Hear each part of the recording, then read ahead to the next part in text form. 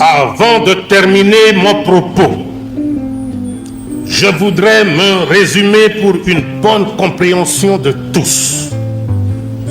À dater de ce jour, mardi 24 avril 1990, tirant les enseignements de la consultation populaire à laquelle avaient pris part plus d'1 million de Zaïroises et de Zaïrois et d'où sont sortis 6128 mémorandums, j'annonce solennellement au peuple zaïrois 1. L'introduction du multipartisme à 3 au Zaïre, l'abolition de l'institutionnalisation du mouvement populaire de la Révolution avec comme conséquence la suppression de son rôle dirigeant, la séparation nette entre le parti et l'État, la réhabilitation des 3 pouvoirs traditionnels, à savoir le législatif, l'exécutif et le judiciaire, comme les seuls organes constitutionnels. À toutes et à tous, bambote na bino bisika nyonso boza na mokili. Makambo concerne mingi biso ba congolais. Ya mona préféré mingi na fan de la Lingala, bien que je peux aussi intervenir de temps à autre na français. To na bandinga na betu ya kaka ina betu mesa bayo mbote parce que après tout nous avons que pambwama na ndenge koki to pambwama na ba langue to pambwama na ba don ba talent ba ministère to pambwama na sol to pambwama na ba rivière to pambwama na fleuve to pambwama na diversité ya banzete to pambwama na diversité ya ba fruits to pambwama na diversité ya ba légumes to pambwama na diversité ya ba pelouse oyebi ke bato mosusu bakoma ba riche kabo batekaka ba fleur to pambwama na diversité ya ba fleur to pambwama na diversité même ba degré ya bazoba mpe na mboka na biso oyo baza ya lolenge na lolenge. Donc na niveau nyonso to pambwama na sol na sous-sol faune espace lacustre na lola na mabe na domaine nyonso na dimension nyonso Congo epambwama. Là c'est sans doute, voyez-vous. Alors na awa tozolobela mozindo ya Congo espace oyo pesa yango kombo tala mutu aza pene na yo yebisa ye mozindo ya Congo. Tosalela déjà Congo ya Kembo, tosalela ba thème ebele mais ya mbala oyo na ye na mozindo ya Congo. Généralement biso toza bato tokenda na makambo d'une manière superficielle, ce qui fait que tozo saisir maintenant ba vrai sens ya makambo ndenge ezaleli te, que ça soit dans l'histoire, que ça soit même dans le futur, même sur le plan révélation, donc même à makambo d'une manière superficielle. Alors na ye na série oyo documentaire, émission, film, zwa mondenge yo lingeli, essentiel un message et les cas. Vous comprenez? Na intitulé ya mozindo ya Congo. Wesungangana yo. Nous sommes à Kinshasa, la capitale du Zaïre, 1990. Ngam nazolo banabino oyo Basolete Olima Chéri, mwana oyo abotami na papa Basolete Epene Chrysostome, chevronnier na domaine ya enseignement na niveau ya Kwilu. Basolete n'est pas à présenter. Soko lobi kaka vie basse ayebani makasi. Avec ma mère Manteke Lidi Liliane Mwanaya Manteke Nassa Onlel Sami Augustin, officier congolais post-colonial, tozokota na indépendance ya Congo, mon grand-père militaire, brigadier chef, mwana na ya liboso, mama na ngai, Manteke Lidi Liliane, ngai, mwana na ya liboso. Donc, vous avez là un Congolais des pères et des mères.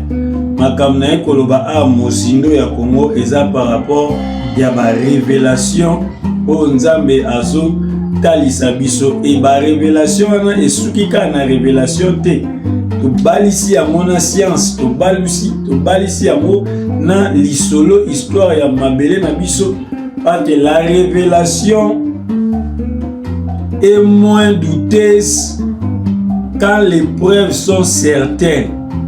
La Bible elle-même ne dit-elle pas que les résultats font cesser les contestations? Alors quand nous mélangeons, nous additionnons, les bons français, nous additionnons la révélation et l'histoire, il y a des faits. La loi, les droits, elle ne juge pas seulement les faits, même les intentions. Alors, dans les domaines prophétiques, les intentions sont appelées la révélation. Ailleurs, on peut parler des hallucinations, illusions, etc. Mais la révélation, pour ceux qui sont spirituels, la kayango. Or, message nangezozala plus na volume, plus na valeur, na kati ya scientifique parce que je viens avec des faits palpables, des preuves tangibles, irréfutables. Mozindo ya Congo. Na uti déjà kotali salibota ni ngala bimeli des pères et des mères du Kwilu.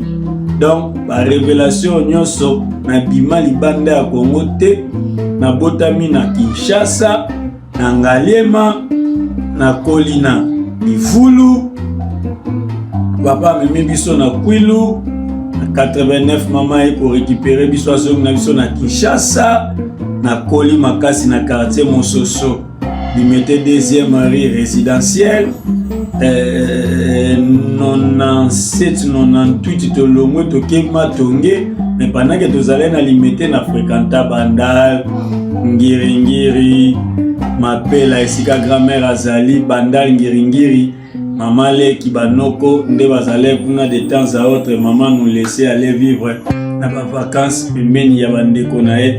Donc je suis plus attaché à la famille maternelle. N'oubliez pas que les Kwilu nous sommes plus matriarcat que patriarcat. Donc Jésus n'est-il pas fils de Marie? Voilà. Le détail est important pour vous comprendre à qui vous avez affaire. Lelo nana lobela mozindo ya Congo na direction ya Mobutu Sese Seko Ngwendo Wazabanga, l'un des présidents Ngai mokile yebi yango, peut-être yondo yebite, mais mokile yebi yango ke Mobutu asa mutunga na lingaki pe na lingaka mingi.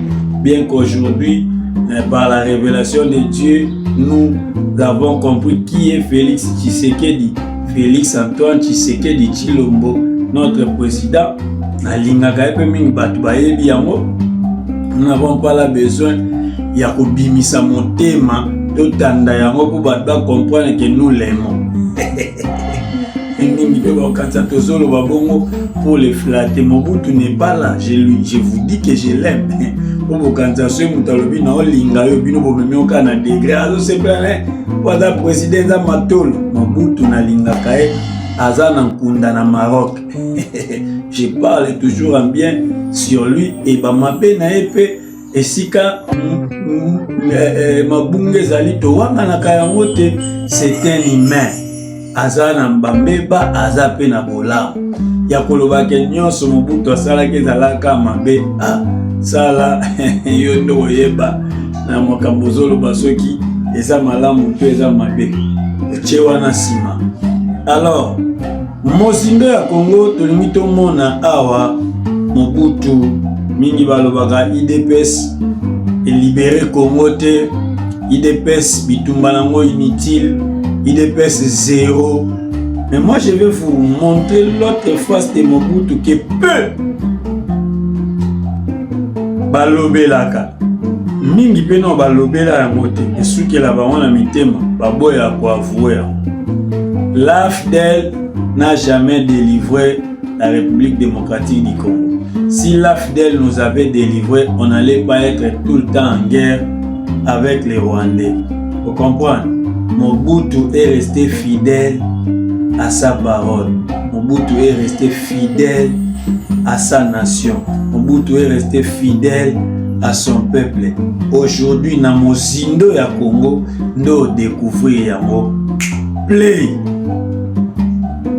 Très chers compatriotes, après avoir mûrement réfléchi, et contrairement à mon engagement de suivre l'opinion de la majorité, j'ai estimé, seul devant ma conscience, devoir aller au-delà des vœux exprimés par la majorité du grand peuple du Zaïre. Aussi, j'ai décidé de tenter de nouveau l'expérience du pluralisme politique dans notre pays en optant pour un système de 3 partis politiques, en ce compris le mouvement populaire,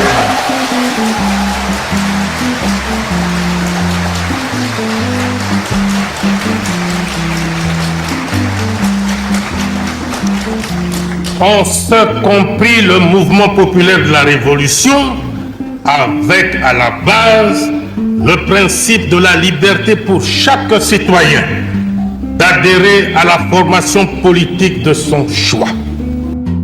Le 24 avril 1990, Mobutu a sali déclaration Otouti au Monawana. N'oubliez pas, moi je suis né en 1981, le 24 mai. Nanatina Obombe la bino H Nangate, aller en Aliema faire des recherches. Congolais de pères et de mères déjà nassi na Lubaki yango. 1981 na Botani, 1982 IDPS et Botani. C'est depuis ce temps-là que IDPS a bandi ba procédure na ye. Il y a opposition contre Mobutu pour la Koluka. Dictature ekweya, parti état ekweya. Tokene na maponami, tokota na démocratie. Vérité des urnes et loba. Martin Fayulu tende mutaye na bitumba. Il y a vérité des urnes. Vérité des urnes bandi combat ya Tshisekedi le père. C'est-à-dire tolingi sous-souté mutu moko banda zwaka bokonzi ya bandi kaka wana. Élection salamaka te, parti état, tout ça, il faut que Congo et comme mboka na liberté, il y a pluralisme politique, voilà l'expression qu'il fallait.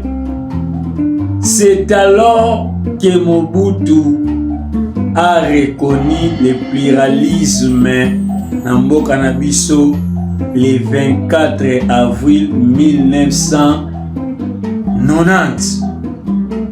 Tozalaki déjà na processus ya kokende vers la légitimité démocratique. Mozindo ya Congo eye po etalisa biso ke Mobutu le maréchal apambola IDPS, apambola pluralisme, apambola non-violence, apambola conquête ya pouvoir par les textes et non par les armes. Yango ya kokundola lelo ndenge touti kotala nayo wana déclaration ya maréchal sima maréchal alobaki atunaki motuna que devient le président, parce que la constitution du Zaïre eyebaki que le président de l'impère c'est lui le président du Zaïre, c'est lui le seul. Or, quand tu démissionnes déjà des mêmes pères, ce qui fait que tu n'es plus aussi, tu perds immédiatement la position du président d'Isaïe. Alors, Mobutu Tunaka Motuna, que devient le chef? Suivant. Très chers compatriotes, j'ai parlé de bien de choses et de tout le monde. Je n'ai pas parlé de moi. Que devient le chef dans tout cela? À cet égard, permettez-moi de relever en premier lieu une constatation. Le peuple zaïrois s'est clairement prononcé sur ma personne et a demandé que je continue de présider aux destinées de notre pays.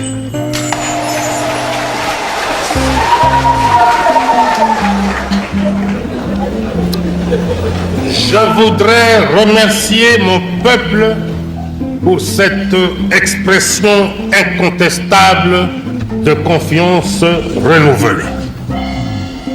Dans le nouveau paysage politique zaïrois, quel sera le nouveau rôle du chef? Le chef de l'État est au-dessus des partis politiques. Il sera l'arbitre. Mieux, il sera l'arbitre, mieux, l'ultime recours. Avec la révision constitutionnelle, le chef cesse d'être le chef de l'exécutif. De ce fait, il ne pourrait être soumis ni à la critique, ni au contrôle du Conseil législatif.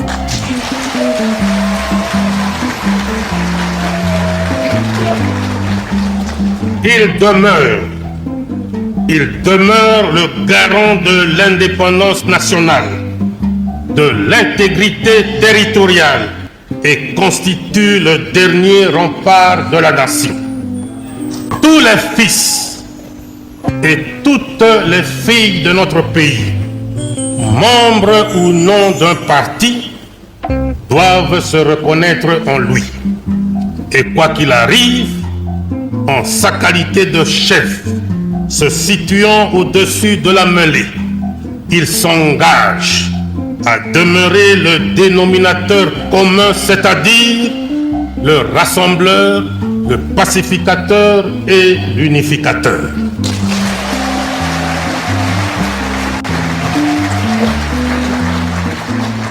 Mon rôle d'arbitre au-dessus des partis ayant été ainsi défini, je vous annonce que je prends ce jour congé du mouvement populaire de la Révolution pour lui permettre de se choisir un nouveau chef devant conduire.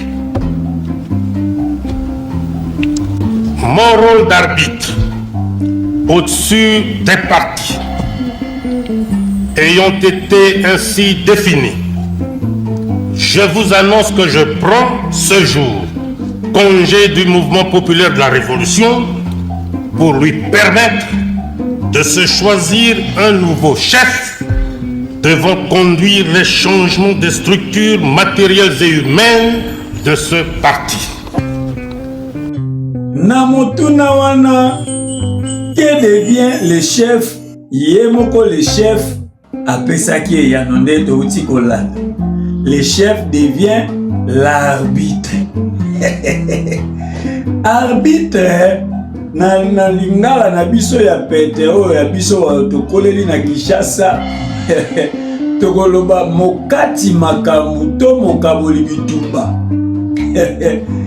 José Ndita yebaki soki match esili te, soki arbitre nano asifle te, match ekosila te. Lelo yango na ngena ya kotalisa bino oyo nabengaki bosolo mozindo ya Congo, c'est-à-dire les cachets, les partis, les non-dits sur Mobutu, sur la personne de Mobutu. Retenez ceci, malgré la méchanceté du pharaon, Israël est entré en Égypte par la signature d'un pharaon. Israël ne devait sortir de l'Égypte que par la signature d'un autre pharaon. IDPS est né sous Mobutu IDPS était béni par Mobutu. Malgré son état, ndenge bolobaka ba critique nyonso bopesaka syrien na lokutana ya malamu, on assume. Mais parti oyo mokili ebele monate Mobutu a béni l'IDPS. Mobutu a béni le pluralisme dans la nation. Mobutu a refusé les règnes par les armes, les règnes par les sangs. À partir il y a le 24 avril 1990. Qui devient le chef? Le chef devient ce qu'il a dit là, l'arbitre Mokati Makam. Aujourd'hui, 24 avril 1990, enfin, à la veille du 30e anniversaire de l'accession du Zaïre à la souveraineté nationale, après une présence de près de 25 ans à la tête du pays, et face aux grandes mutations qui tourmentent le monde en ce 20e siècle finissant, j'ai pensé qu'il était temps de recueillir les avis du peuple zaïrois afin de dégager les lignes directrices susceptibles d'orienter nos choix politiques. Ba maman, batata, pe bandeko.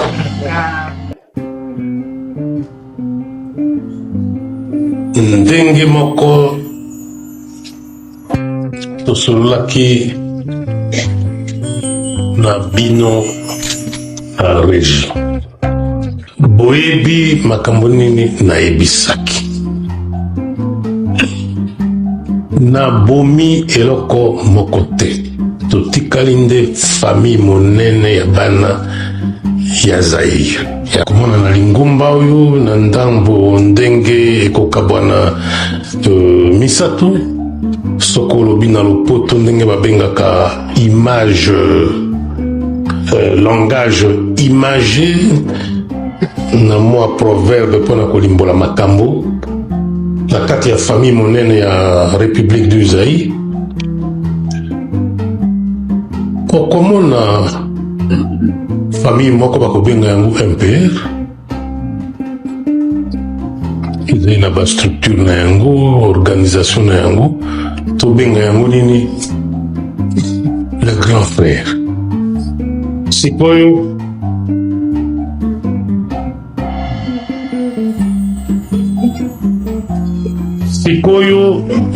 le grand frère azali susu fils unique te. Grand frère azui balek la mapasa.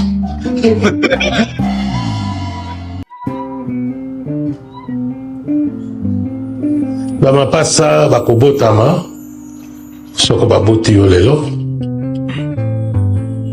Tozali ba mapasa bokuta grand frère akomi na mbula tukumi bane na misato. Mbula tukumi bane na misato elingi koloba moto asi asilisi université. Yo koya baboti yo bino bozali mibale baleki grand frère akosimba bino na maboko akovandisa bino akolakisa bino ndenge nini bokotambola.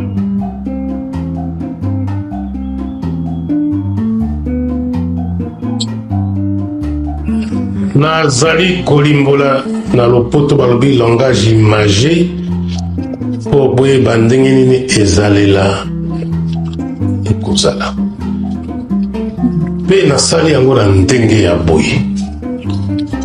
Ezali lisusu ntina moko ya propagande te. Toke na poto to ba journaliste baoki na poto bakuti yo awa ngai boye esili. Il décide que c'est désormais la démocratie qui prend la place de la dictature. Il y aura le pluralisme, les gens iront dans les urnes connaître les chefs.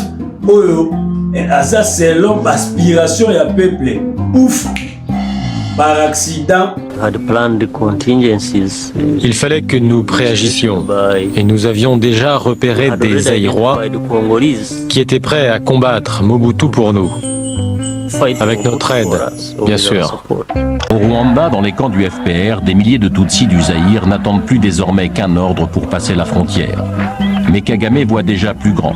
Quitte à mener une guerre au Zaïre, autant essayer de mettre fin aux 32 ans de règne sans partage de Mobutu.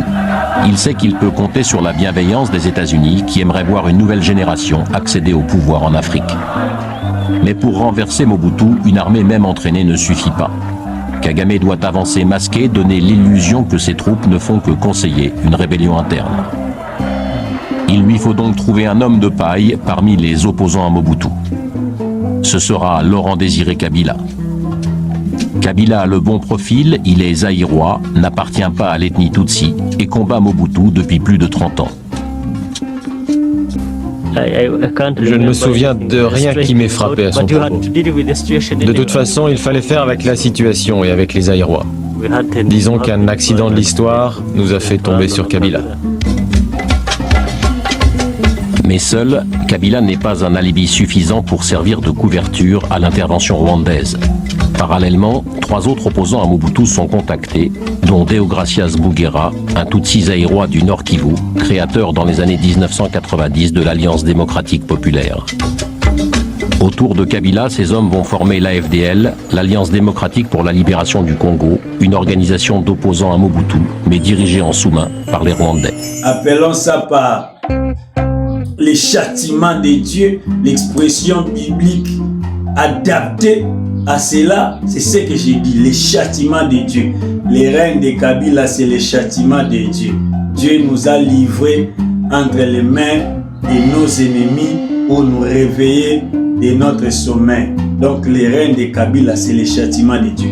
Alors l'arbitre qui avait déjà tenu sa parole avec l'IDPS. Très chers compatriotes, ce mardi 24 avril 1990, une page nouvelle de l'histoire politique de notre pays vient de s'ouvrir et je me permets de nourrir des grandes espérances sur l'avenir de nos institutions, prémisse de tout progrès.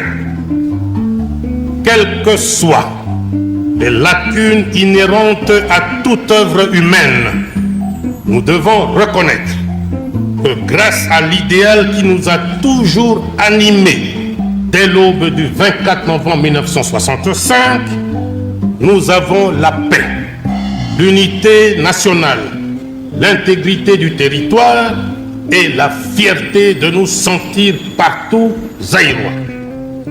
Voilà le nouveau visage du Zaïre. Voilà le Zaïre de la Troisième République qui prend naissance aujourd'hui et que nous voulons grand et prospère. Ce Zaïre, nous devons le bâtir ensemble pour relever un défi digne du troisième millénaire vers lequel va nous conduire la Troisième République.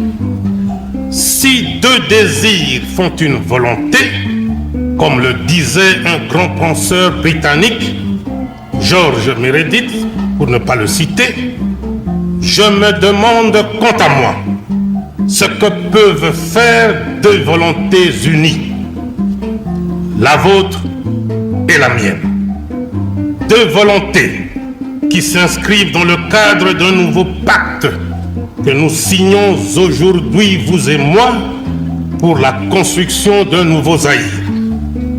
Un nouveau Zaïre, dis-je, sûr de lui, fort du grand génie créateur de son peuple, conscient de sa place au cœur de l'Afrique, capable désormais d'affronter avec foi et sérénité, assurance et dignité les défis de l'an 2000.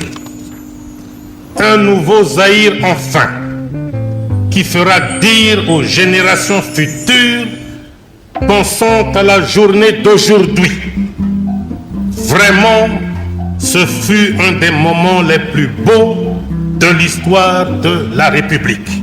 Devait maintenant être face à face avec Kabila, Laurent Désiré, soutenu par l'AFDEL, les Rwandais, les Ougandais et tous les autres qui travaillaient en complicité sous coulisses. Na utenika bisika bongo bakendaka kokutana, Mobutu était capable de faire les accords avec Laurent Désiré Kabila pour sauver sa peau. Atikala opambola Kabila te. Atikala ko signer na eba accord te. Ça, c'est la grandeur. Il mérite d'être reconnu comme héros national pour ces gestes-là. Mobutu apambola IDPS le 24 avril 1990.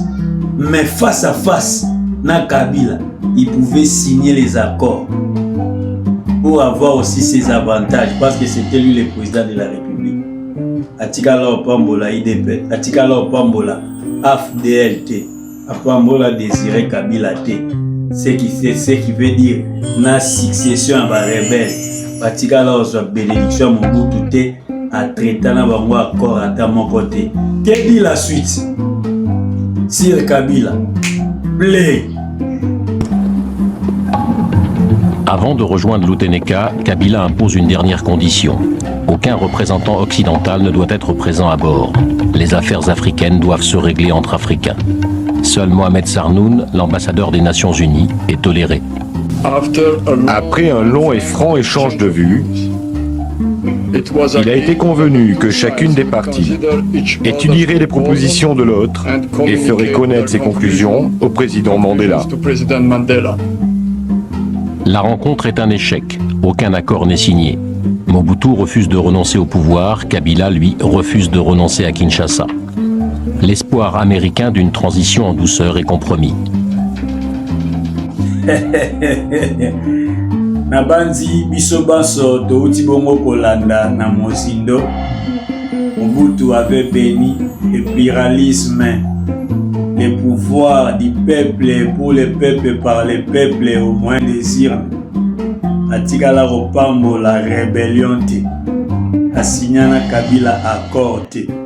C'est-à-dire Mobutu avait tenu sa parole. Il a respecté la République.